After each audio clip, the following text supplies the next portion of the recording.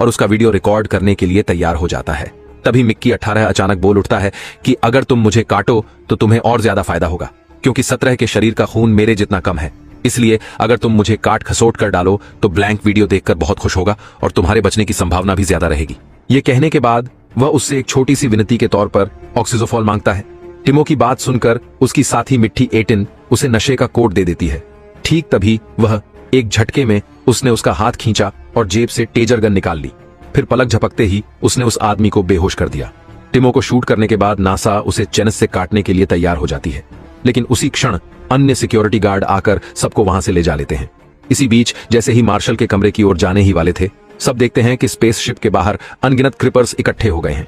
क्या वे समूह बनाकर हमला करने की तैयारी कर रहे हैं? इसके अलावा कल जिन क्रिपर्स को उन्होंने बंदी बनाया था वे अब भी कराह रहे हैं। यानी ये क्रिपर्स काफी हद तक कुत्तों जैसे हैं। इनमें हर तरह की इमोशनल और इंटेलिजेंस पावर मौजूद है।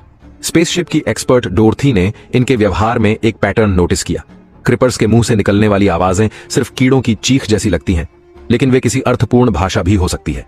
इसीलिए डोरथी ने उस भाषा का अनुवाद करने के लिए एक ट्रांसलेट मशीन प्रोटोटाइप भी बना रखा था। लेकिन उसके टेस्ट करने से पहले ही मार्शल की मूर्ख पत्नी ने बच्चे क्रिपर की पूंछ काट दी। उस पूंछ को उसने टुकड़ों में काटकर सॉस बनाने के लिए ब्लेंड करना शुरू कर दिया। सोचो किस स्तर का बदतमीजपन है। इधर दोनों मिक्की को मार्शल के सामने पेश किया जाता है।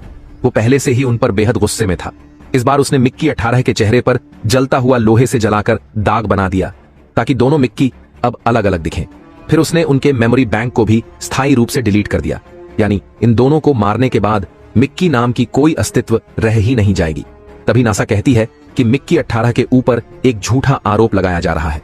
वो असल में मार्शल को मारने के लिए नहीं बल्कि क्रिपर को मारकर उसे बचाने के लिए ही गोली चला रहा था। हालांकि उसकी यह बात पूरी तरह झूठी थी। नासा आगे कहती है कि क्रिपर्स को हल्के में नहीं लेना चाहिए। वे बिना किसी को नुकसान पहुंचाए स्पेसशिप के बाहर इंतजार कर रहे हैं। शायद वे पकड़े हुए बच्चे क्रिपर को आजाद कराना चाहते हैं। पर मार्शल नास की बात सुने बिना हंस पड़ता है और कहता है, तुम पोकों से डर रही हो, इन्हें हम एक झटके में उड़ा देंगे। ये सुनकर नासा अपना गुस्सा रोक नहीं पाती और मार्शल को गालियां देते हुए कहती है कि यहाँ वे खुद ही एक एलियन है। क्रिपर्स तो इस ग्रह के पूर्व निवासी हैं और यह उनका अपना अधिकार है।